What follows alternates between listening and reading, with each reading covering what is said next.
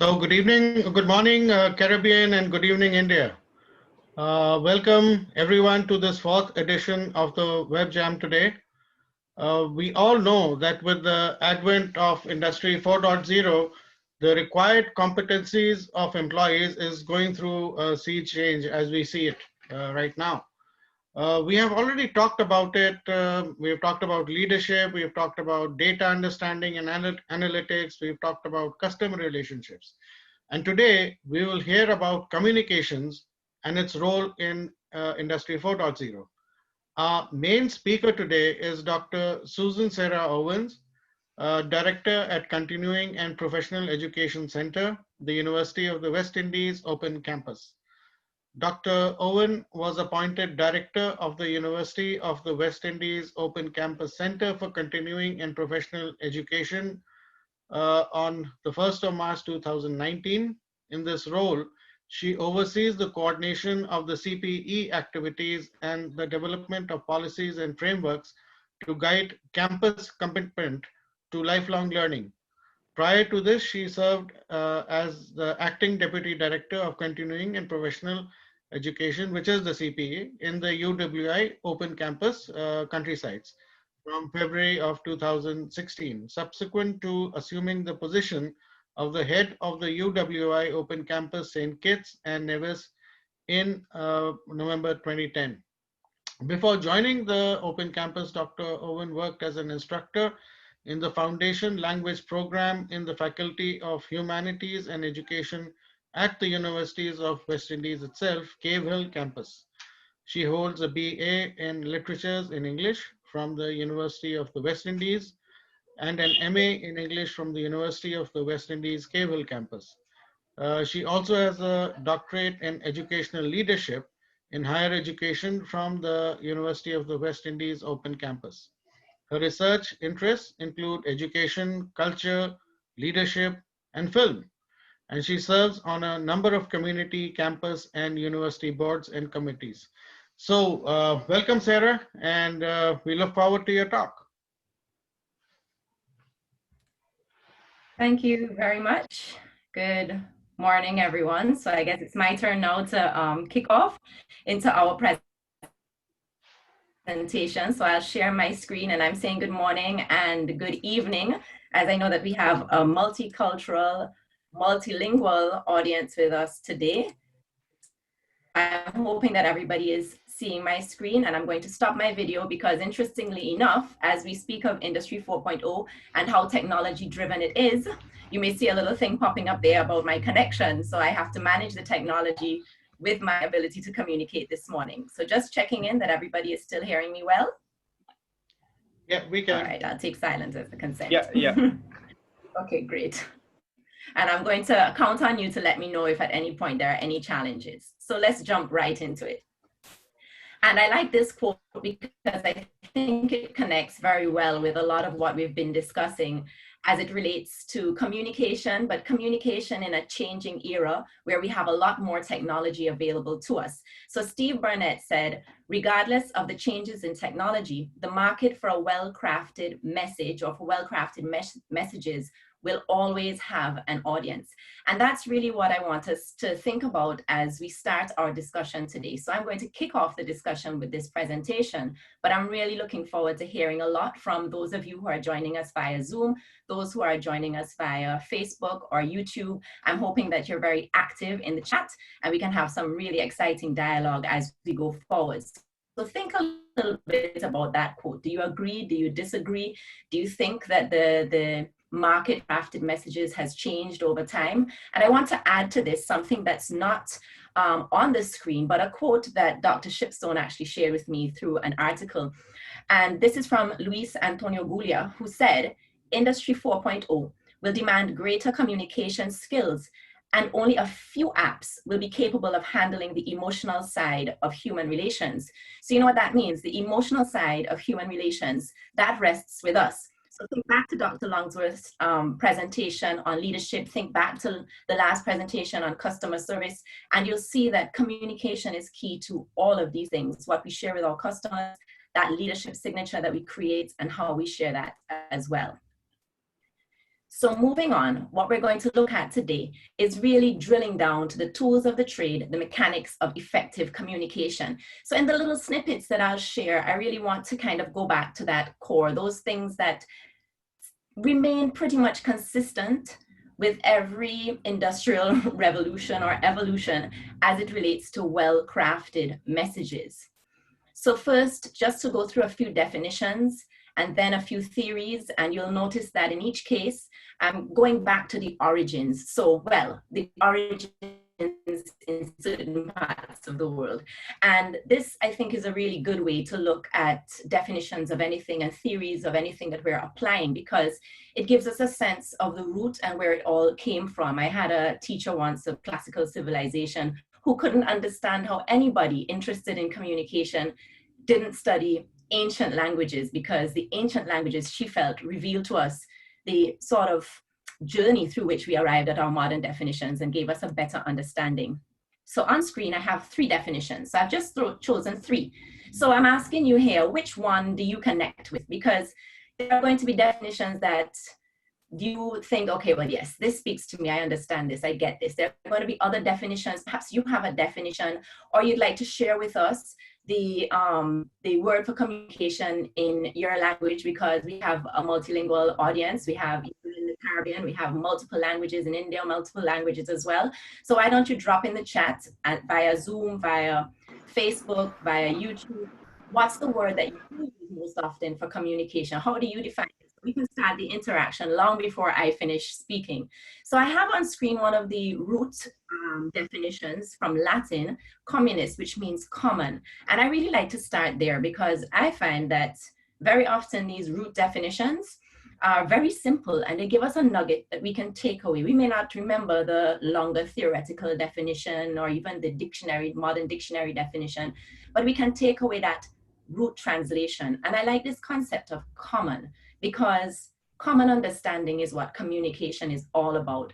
So when we're looking at the technology that we have, we were speaking in a prep meeting for this session about chatbots and how, you know, the technology is there to enable quick, rapid response, because of course in Industry 4.0, we're looking at automating a lot of things. We're looking at trying to get a quick response, but we must have at the root this common understanding. So you still need to have that emotional side of human relations that we heard of in the quote earlier, so that if you have somebody who is frustrated, let's say you're looking at a customer service experience and the chatbot is the first point of interface, then the information you put in there must lead to some type of common understanding that alleviates that frustration. So that's one of the definitions that I think is a really good takeaway and a nice way for us to start our conversation today.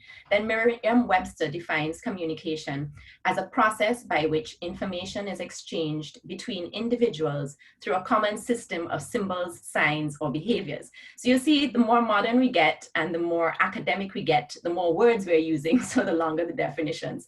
Now, I like this definition because it introduces this concept of process. And sometimes we don't think about communication as a process, and it's always a process. If you're calling somebody, if you're tweeting something, if you're writing a business report, there's always a process that gets you from that first idea to choosing which is the best way to convey it. Is it via the phone? Is it via an instant message? What's the best way? And what's important about this is that we're moving also from this idea of common in a general sense, and we're applying it here to common systems of behaviors, common symbols, common signs. So that, of course, has a lot to do with language and how we write and so on. But it also has to do with our body language and our gestures. So we're looking now in this global space at a lot of cross-cultural interaction. So when you're thinking about your communication, it's really very important to think about your audience. Always have your audience, and that's where that commonness will come in. What is this common method by which you can exchange this information so that it can be interpreted in the right way? In thinking about this presentation this morning, I remembered an experience I had in Spain where someone was calling me for something that I'd ordered, but the hand gesture was in the opposite direction of the way in which we use that in this part of the world. So I was accustomed to the fingers being upright and somebody gesturing to me, come. But the fingers were pointing downwards. So I kept looking towards the floor to see if I dropped something. And we didn't have that commonness of symbols and signs in terms of our gestures. So it took a little while for me to understand, because he's not using words, he wants me to come. So I went to collect what was there for me. But that is a little social example of how when we travel, but now we're doing that a lot via, you may have a vlog, you may have a YouTube channel, you may be looking at different avenues to get your information out. I know many of you are active on LinkedIn, so you may have a lot of LinkedIn posts that are geared towards a multicultural international audience. So you think about all of these common areas that you have to consider for communication to be effective.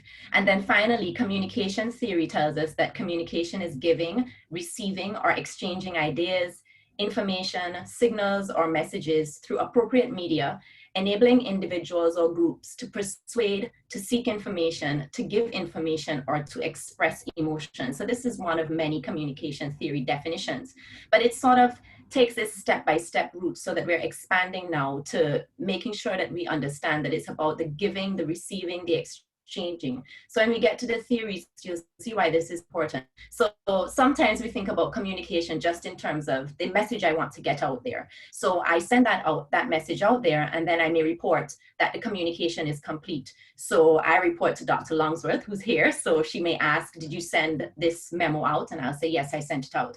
But that doesn't necessarily mean that communication takes place, because then when we're looking at implementing a new system of technology, for example, in terms of payments or in terms of registration, if I haven't included a feedback mechanism to make sure that the memo was received, to make sure that the recipient has a way to ask for questions, then I haven't really communicated effectively. So we really have to think about all of these elements. So let's jump into that a little bit more. So going back again to ancient times, so we're 300 years BC here with Aristotle, and he first came up with this model of oral communication, the study of which is called rhetoric. So I'm sure we're very familiar, many of us, with that word. And for him, again, the simplicity of this. So I think that, if there's anything that you take away, you might take away those root definitions, those ancient things that we still use that are still so relevant and are simplistic and simple for us to remember. So he has the speaker, a message, and a listener. So what is very interesting about this is that even then he prioritized the listener. In order for communication to effectively take place, Aristotle was clear that the listener is key. So you must create your messages for your audience. So sometimes when we see campaigns that fall flat, we have this, again, connected to Industry 4.0 and the way in which we do business now, we have also a cancel culture. And a lot of the cancellation that happens is based on poor communication and based on perhaps not thinking of all audiences, all listeners. So as I'm putting something out, is this going to resonate well with my male audience? Is it going to be offensive to my female audience? What is, you want to drive male enrollment at an institution. So you craft your messages to make sure that you are doing that, but in so doing, you have to be sure that whatever you're putting out is not offensive to other listeners. So you must think of all listeners when you're crafting this message. Moving on to this little graphic that I quite like as well, is the Shannon and Weaver model. So again, I'm just sharing a few theories here. So just to whet your appetite and to get the conversation going. And I see some things are coming in the chat already, and I'm very excited about that. So please keep the dialogue going. And that dialogue need not agree with what I'm saying. You may disagree, you may have a different opinion, and that's also great, because that's how communication happens and that's how we share and we grow. So I'm looking forward to learning from you all as well. So in Shannon and Weaver's model, which interestingly enough came about because Shannon worked for Bell Technologies. So it was really designed for the technology of the time, which was a telephone. So when we're looking again at the types and the multitude of technology that is available to us with Industry 4.0. So we're not just looking at the telephone, we may not be looking at the telephone at all now, but we're looking at the different technologies. So when we come to encoder and decoder, we can put different technologies in there. But these other elements have remained the same over time. So we have our source, and that's where the message comes from. So this guy on our screen here, he wants to share something with the lady on the right, the receiver. So he has a message he wants to share. He has to think of the best message to get it to her. So it's not good enough to say that you've crafted the message if you've chosen a channel that does not work well. So he has to also think of, what is the channel? What is the channel that I'm going to use to get this information to the receiver in the most efficient way? Meaning not only that she'll get it in a timely manner, but it will be clearly understood, and there's a nice feedback mechanism in there as well. But I want us to pay attention to what's at the top there under those, just above those dots. And that's noise. And that is another key takeaway when it comes to communication. And that does not change even as technology evolves so rapidly. The type of noise may change, but I think that the volume of noise has increased significantly since then. So noise, as they define it, could be anything. It could be something really physical noise. So if an ambulance drives by as I'm speaking to you, you may not hear me. If there's static on the line, you may not hear me.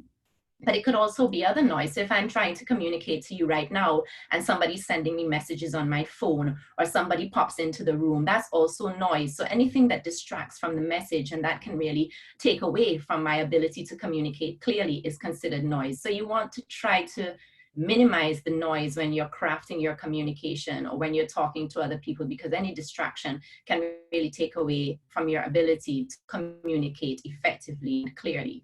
And what they added later on, at first it just used to be this linear model from source to receiver. So of course the receiver now has to receive this information, and hopefully along the way from source to receiver, the meaning has remained the same and she received it as he intended. But if not, or if she has any questions, there must be a mechanism for feedback. So she needs a channel to make sure that she can get the information back to him, and they can continue this cycle until the communication is complete. And I had a recent experience like that. And because again, in Industry 4.0, we often communicate asynchronously. So we're communicating via email, via WhatsApp messages. We're not talking to each other in real time as much anymore. So there's a lot of room for miscommunication to take place, and there's a lot of space for noise in our workplace communication. So just quickly to share that we also have on screen Schramm's model, and Schramm included this sociological component of a field of common experience. So what Schramm says to us is that, yes, that model that we looked at before, that's how communication works. So we see similar terms on screen: encoder, decoder, message, but he adds field of common experience. So I have a field of experience, you have a field of experience. In order for this message to be conveyed as I intend, we must have a field, he argues, of common experience. So very often, for example, in our meetings with Whiteboard Labs, we are in different parts of the world. We're using the technology to discuss things that are interesting and important to Industry 4.0 and unboxing Industry 4.0, as we like to say.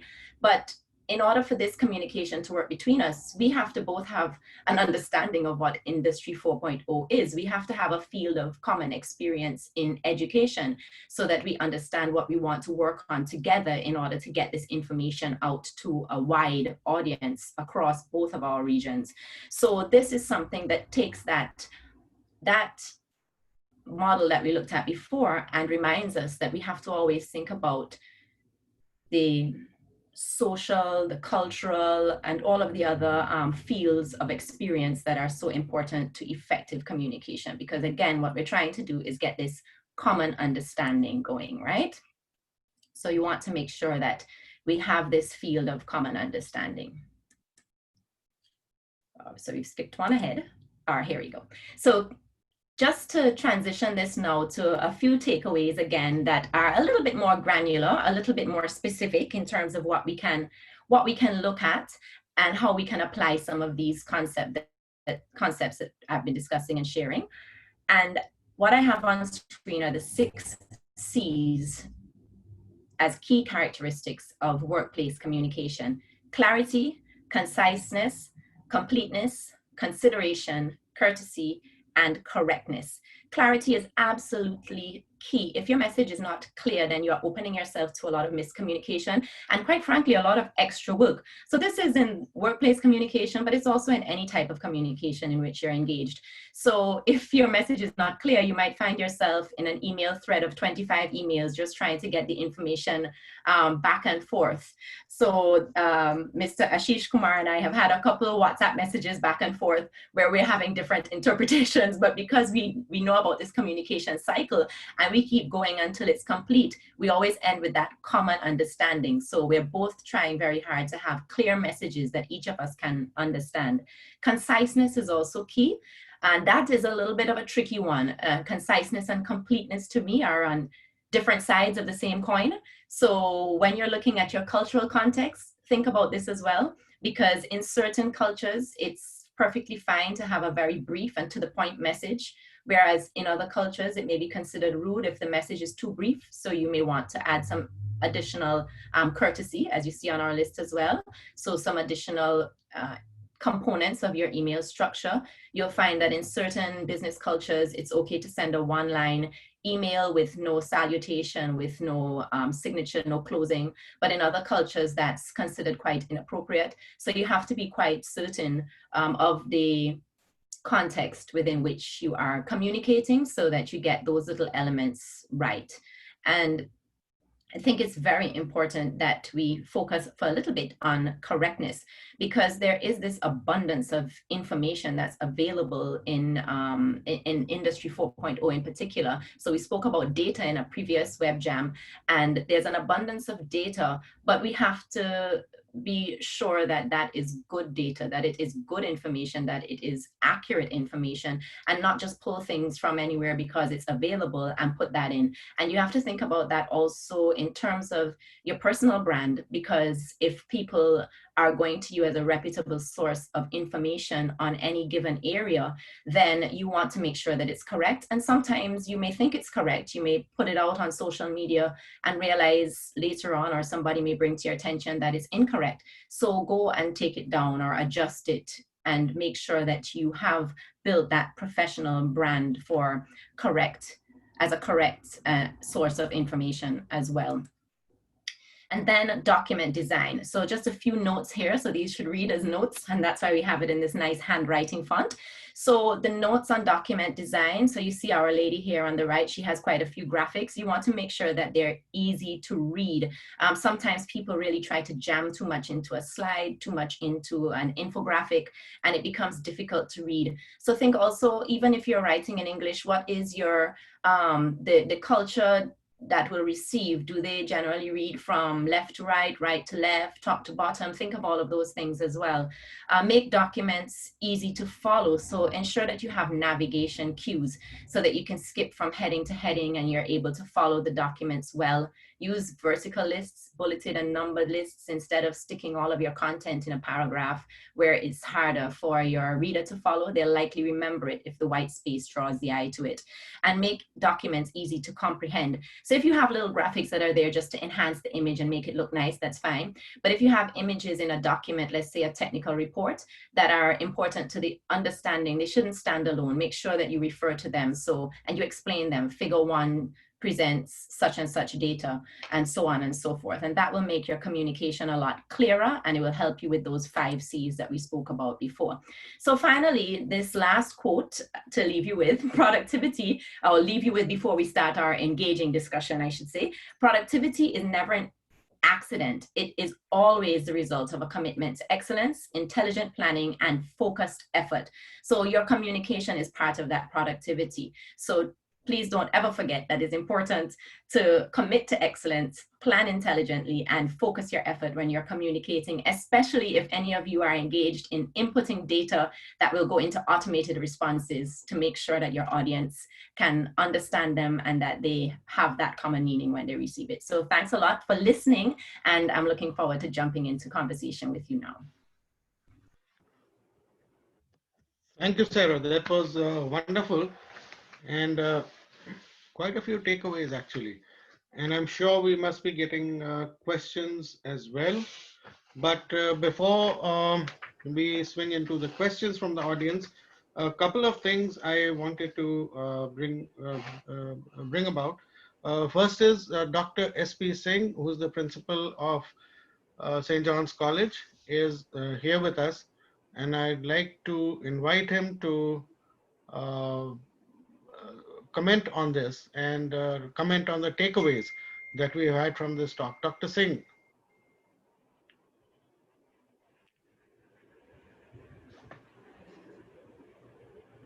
Um, I think. okay, maybe he's dropped out. Um, as far as as far as my takeaways go, Sarah, I wanted to highlight or ask you actually a couple of things. You talked about noise, right? And my question here is, and this is what I understand from what you've said, noise could be within the communication itself, could it not?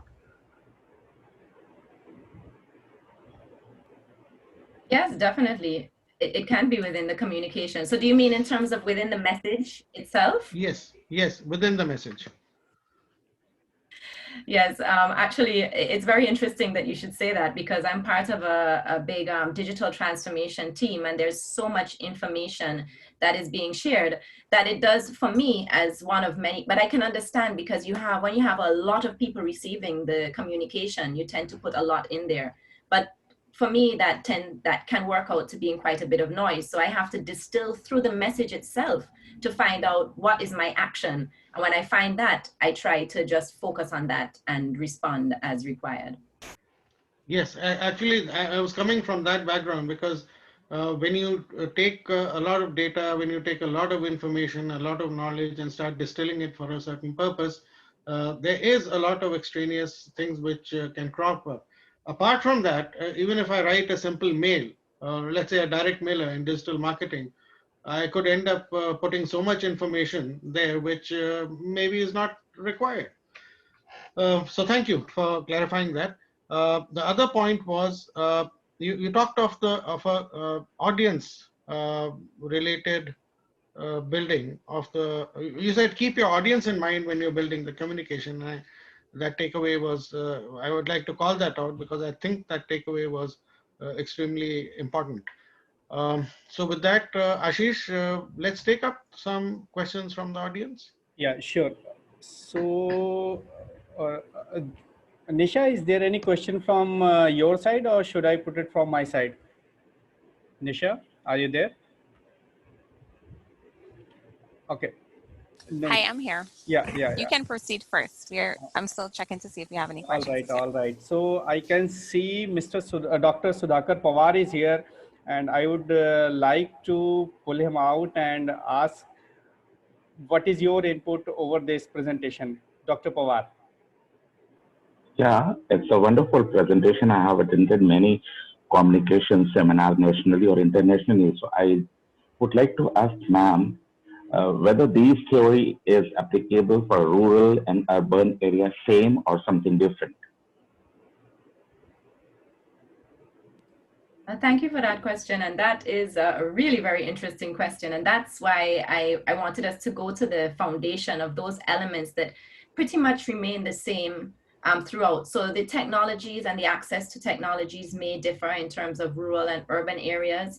The language may differ in terms of your jurisdiction and so on. But that's why it's important to keep a focus on making sure that you choose the right channels, that you have that common understanding. So to share a couple of examples with this COVID-19 switch to using more technology for teaching, I saw a recent story out of Trinidad and Tobago where that focus on a family with two daughters, and they have no electricity where they live. So while the schools have transitioned to online education, these two girls are not able to access that education because they do not have electricity. So they're unable to join and continue their education. They've been out of school since March. And so the parents are trying to do what they can to teach during the day and to keep up with some lessons. But then I compare that to an example of communication within this type of dynamic with a rural school in Jamaica, where I saw a story on a teacher who had students with similar connectivity issues.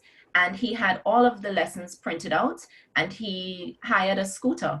And he took the scooter to each of their houses and he gave them a package every day, and then he collected the package. So in terms of your question, I think that that's why it's so important to think of who is my audience, who do I need to communicate with, what's the best channel? Because just saying, making a public statement to say, we've put everything online, so education is available, it's not a true statement, because it's not available to those who don't have electricity and or internet and or the technology. So you get on your scooter and you make sure that they have the printed documents.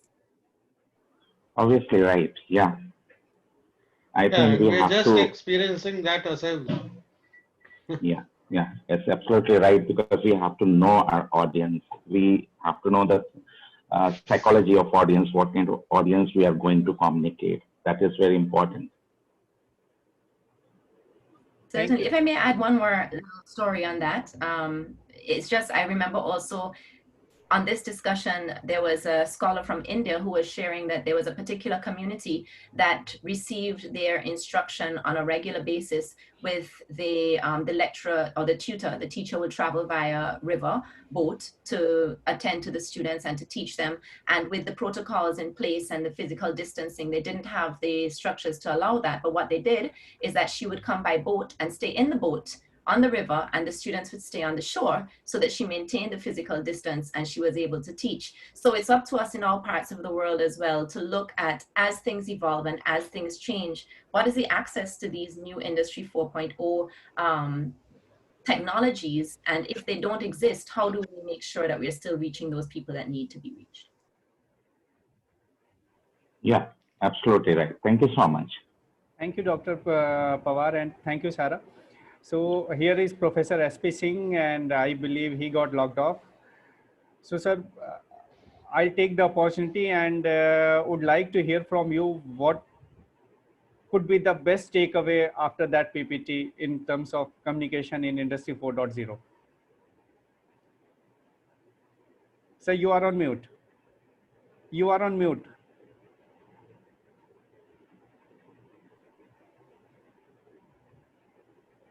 Yes, sir. Sir.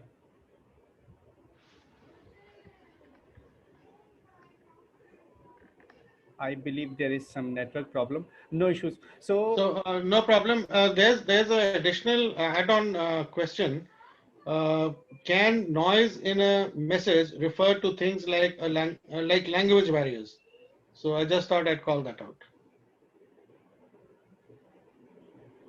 Yes, thank you for the questions in the chat as well. And that is definitely something that can come into play, because we use different words differently as well. So if I've learned a language and I don't know, for example, what is said in conversation, so the word may be used differently. I recall being in Spain once, actually, outside of using the word differently. I wanted to say how embarrassing, and then the word for pregnant is very similar to the word for embarrassed in English, and I ended up saying pregnant instead of embarrassed, which was much more embarrassing. So language barriers can definitely contribute to the noise in communication. Yeah. so since morning, I'm referring with one question that, sir, how can we relate the better communication if we talk about Industry 4.0? And if you say Industry 4.0, then a common man, a common student can come to know about IoT or robotic and automation. So what would be the best way to establish a best communication with human and machines? So this is the question. Since morning, I'm referring with this. Well, I'm not sure. Unfortunately, if you've been grappling with that from morning, I'm not sure. It's morning here, and perhaps I need all day to grapple with that as well. But I think that what I've learned, and I think this comes down to a lot of what was spoken about in terms of leadership as well, and what we also spoke about, Dr. Shipstone, before, in terms of accepting that the technology is a tool. And I remember a colleague of ours who is the head of the IT Academy, when I would say to him, as we were working on things that were very much technology driven, that, you know, I felt a bit overwhelmed because it's not quick for me to understand the technology. And he kept telling me, you know, Sarah, the technology is a tool. So it's just about selecting the tool that works best for your business and making sure that your operations are set up so that the tool can work well. So I think it's very important that we always pay attention to, one, the way in which we lead the integration of any type of technology, any kind of automation, any new process, so that we communicate in the right way with all relevant stakeholder groups. If we forget one group, then the integration of that technology can fail. So we have to think about everybody that is part of this system, how we're going to create all of those messages, selecting the best tool, but also making sure that our operations are well documented, because if we don't have our operations well documented, mutually intelligible, and efficient, then the technology is not going to help us as we'd like. We just end up still with problems at the end, because the technology cannot function as well if the operations are not clearly defined. So that's what has been my experience in terms of communication and the best way of integrating the communication with the technology. All right. Thank you so very much. And yeah, Dr. Shifter, please. Yeah, no, I'm fine.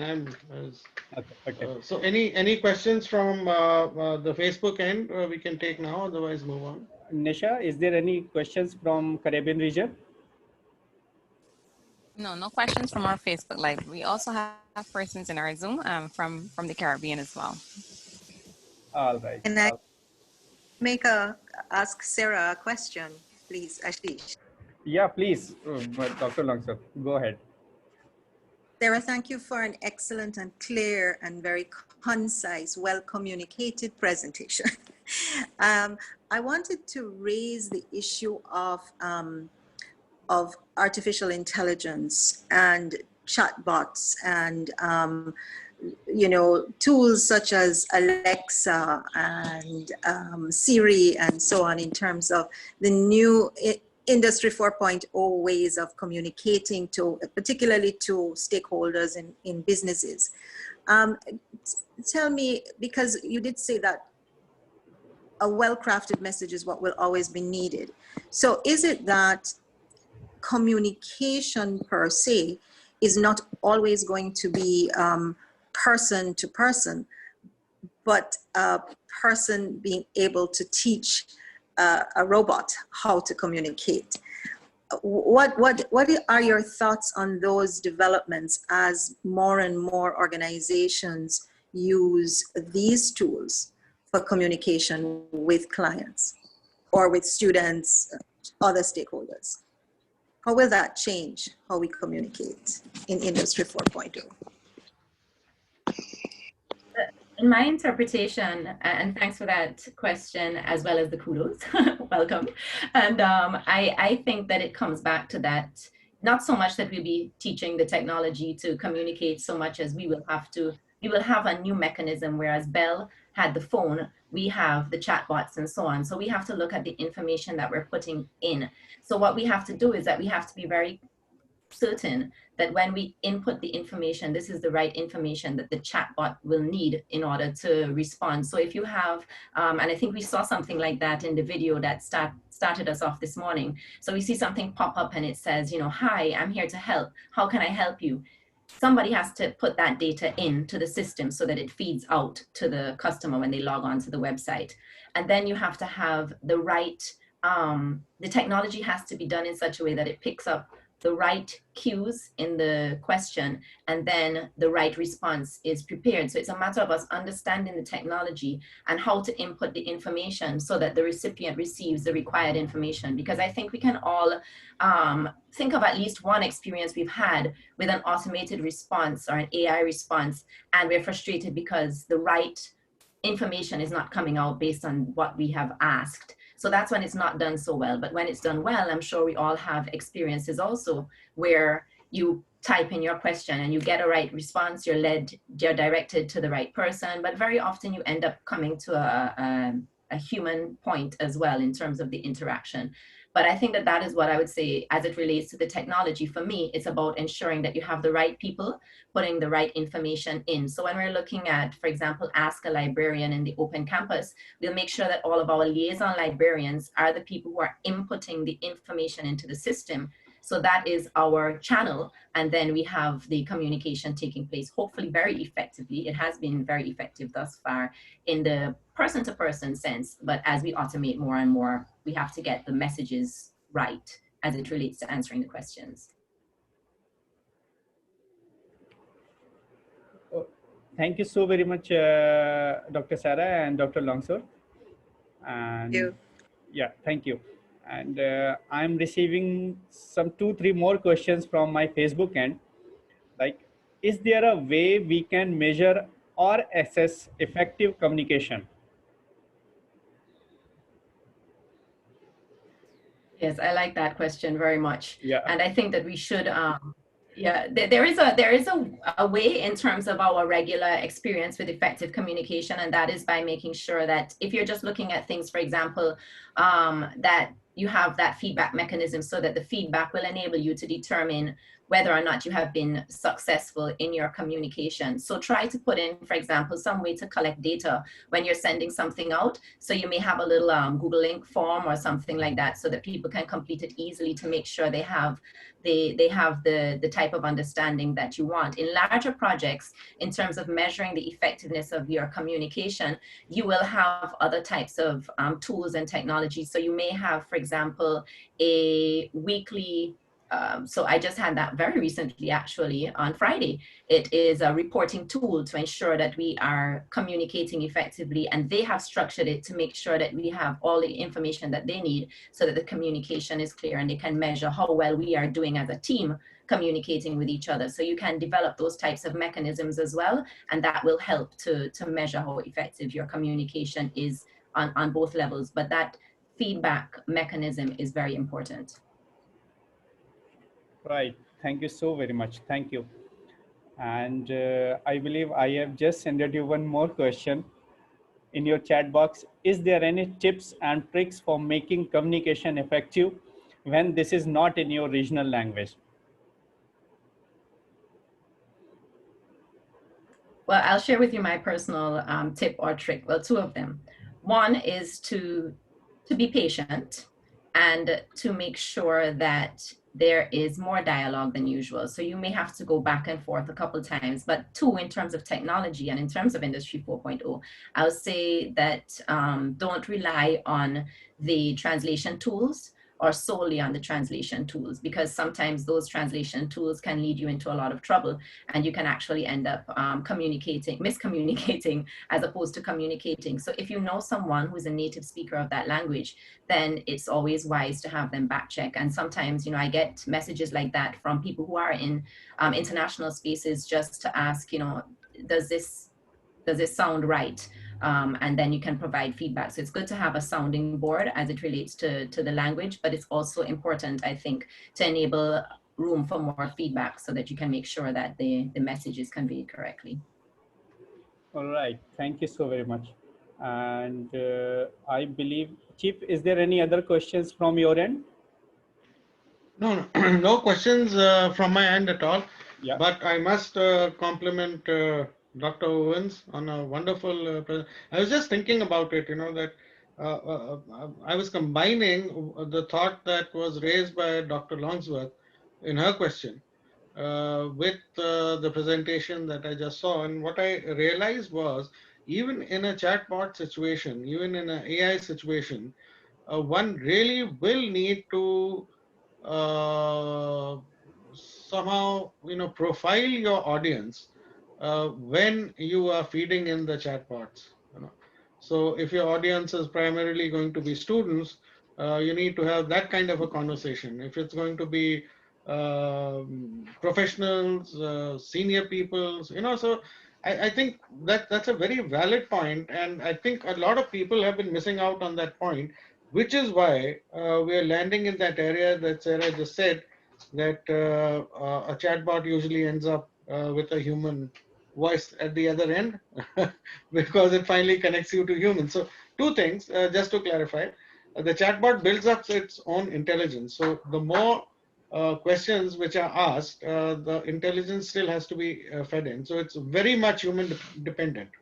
A lot of people think, AI comes in, we lose our jobs. AI 4.0 will take away jobs. No, it will not do that. but it will change the skill set required to do those jobs, and that's exactly what UWI and Whiteboard Lab do.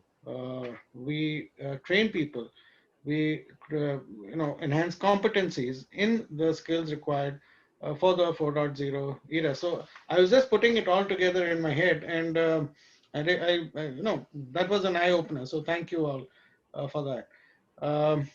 I think we can move on, Ashish. Yeah, but I'll take one more second that there is one question, how effective it will be for automobile industry. Thanks for that question. And it's effective. It's important, really. What we're discussing here is important for all industries.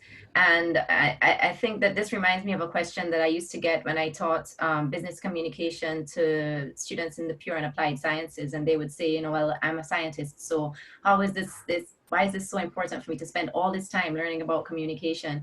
And I would say to them, one of the things I would say to them is that you could have the next invention, and if somebody else can communicate that better than you can, or they have a less effective solution, but they're exceptional at communicating, then they are likely the ones to get the grant funding to go forward. So I think in any industry, certainly my brother works in the automobile industry, and their ability to communicate at all levels, from the shop with the mechanics all the way up to sales, is absolutely critical. So when we're looking at how we automate more and more, and it's important for people like me to learn more and more about how the technology works, so that we can make sure that we do this effectively across all domains. It's very important in that industry, especially as you're building systems more and more in that industry for the car to actually speak to us, for it to learn us in that very AI type way. So very important.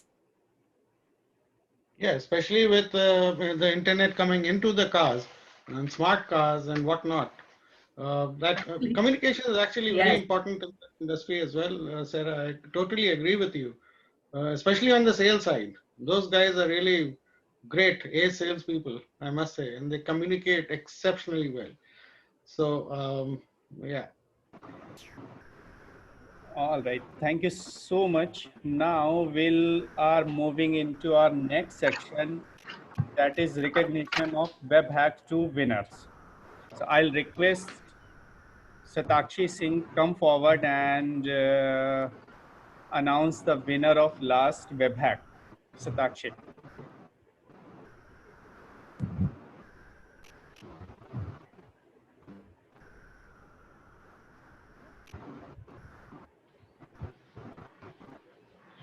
Thank you, sir. Time has come to another WebHack 2. Ashish, Before the that, voice is not coming very clearly. let me tell you about the WebHack. Satakshi, I believe there is some It is a network error sprint from your like end. rapid. So, Ashish, I think you can go ahead and announce that. right. Or let Shobha do it, or somebody do it. Right. Shobha, will you please come forward and do this? Yes, sir, sure. Thank you so much for giving me this opportunity. Yeah. So, and finally, the time has come to announce the WebHack winner. But before that, let me tell you all about the WebHack. This is a sprint-like rapid ideathon where a problem statement is posed and the participants get 30 minutes to give a solution based on Industry 4.0 competencies. The winner is awarded rupees 5,000 in cash and one free course in Industry 4.0 on our portal. The WebHack is held every second Saturday at 6:30 p.m. IST and run exclusively by the trainees of the WBL, by the youth, for the youth. And now, the winner of the WebHack of 13th September is Shumala Khan. Well, I think that deserves a clap. That's wonderful. But Shumela has to open her camera. Shumela, come forward. Thank you, Shobha. I would like to thank. She is a student of St. John's College, Agra. Can you share some thoughts on this WebEx? Yeah, sure. Thank you so much. I would like to thank Whiteboard Labs for this wonderful opportunity. And I was so excited about this competition. It was an amazing experience to be part of it. And I would really like to compliment the remarkable brains behind this competition. They truly deserve they did a commendable job for bringing out such ideas and putting this competition so well. Thank you so much. Thank you, Sumaila. Thank you, Shobha. So- Thank you. And right. So I believe we are just about to end of the today's session. Is there any special remarks from your side, Dr. Shipton? No. I would just like to congratulate Shumela and good job. I did see the results. They were very, very well answered. Perfect. Thank you so much, sir. All right. And I would like to take an opportunity to welcome Mr. Aditya Vidyasagar. Sir, good evening, and please come forward and say what you want to say. Please. Mr. Aditya Vidyasagar. Am I audible? Yeah, you are. Great. Well, this was a very nice presentation, and there are lots of points to carry back home. It's pretty nice, and specifically about when we talk about the specific audience, the specific messages to be crafted that way, and also carried that way, communicated that way. So, of course, it was a lovely session and nice for all of you to think about it. I mean, all of you means the organization, Collapso. And in specific terms of meeting the needs of IO4, we can further work it out a little more, specifically for that in terms of the students, the beneficiaries lot, and also in terms of the functionaries, which include many professionals, including teacher community, all of us, management guys. It was a wonderful session, of course. And thanks again to Dr. Susan for presenting it so nicely. Thank you. Thank you, Aditya sir. And yes, I totally agree with you. Yeah. And that is why we have these courses which are hosted on our joint portal. Communications within Industry 4.0 is a very advanced course, actually. Yeah. Business analytics, so all that is there. And I totally agree. I mean, the reason we do these sessions is to give a feel or introduction on the importance of that subject to Industry 4.0. Yeah, that's very good. That's very nice. And I must also mention Dr. Luz Longsworth for her inputs. I mean, so very nicely observed and conveyed. Beautiful. And Whiteboard Labs, kudos. Lots of bats to you for doing all this lovely work. It's a joint initiative, Aditya sir. Thank you. Thank you so very much, sir. Thank you. Thank you. Now, I would like to request Dr. Longsworth, please say some words and give vote of thanks to all of us. I'm so sorry. Thank you. Thank you so much, Ashish, and good evening again to everyone. Good morning in the Caribbean. It's become a pleasure for me to spend my first hour of my Sunday morning listening to these webinars. I hope it's a pleasant exercise. It is. I just want to first of all thank our keynote presenter this morning, someone for whom I have a great deal of respect and who works with me, not for me, Dr. Sarah Owen, and to highlight the fact that she has presented a very concise and clear approach to the need for communication to be always appropriate for the audience. And even more so now that in Industry 4.0, the audiences are so diverse. And I thought that that was particularly a very interesting and important point for us to note. Sarah, I really liked your funny story about your Spanish glitch, because I teach Spanish and I know that that is a very popular Spanish mistake for English speakers. But that makes us even clearer that in industry and in communicating with our stakeholders, that we do have to be more thorough in our messaging, and we have to be very specific given the technology. The technology is a tool, as Sarah pointed out, and so the technology has to be very carefully programmed. This creates, as Dr. Shipstone mentioned, new areas of careers and work for persons who are not in technology, but who are in communication, who study English language, Spanish language, or languages, communication, philosophy. So Industry 4.0 is really opening new careers for many people. You do not have to be a technology whiz to have a wonderful career in Industry 4.0. And as Dr. Shipstone said, our joint venture has wide programs that will allow persons to prepare themselves for these new industries that are opening up. I want to thank Whiteboard Labs, particularly Ashish and the team of support who helped to put this on a Sunday morning. I want to thank the UWI Open Campus team, Nisha Yearwood, Patrick, and well, Riaz is absent this week, but in his absence, his constant support for these sessions. And just to thank the audience for coming. Every time these sessions happen, we have a very good audience, excellent questions. Thank you so much to everyone for participating, for your questions, and for your support.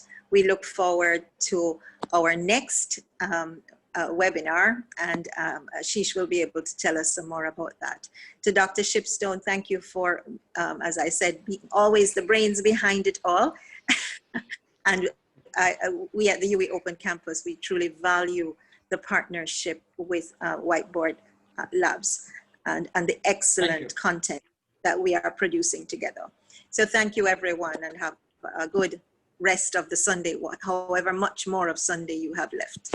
Thank you. Thank you, Dr. Longsworth. And our next WebJam will be on Sunday, 4th October, with the topic of emotional intelligence. Who is taking this? And by Professor S.P. Singh, Principal St. John College, Agra. So this was the announcement. And if we talk about WebHack, that will is on coming Sunday, 27th, on routine time scheduled 6:30 p.m. IST, 9 a.m. EST. So these two announcements were from my side, and I'll also say thank you all the attendees, especially Dr. Sarah Owen, Dr. Longsworth, all the UWI team, and Dr. Rohit Shipton, Mr. Aditya Vidyasagar ji, Dr. Sudhakar Pawar, and everyone who is presented today. Thank you so very much on behalf of Whiteboard Lab team. Thank you. Thank you, you too. Thank you. Thank you. Thank you. Thank you.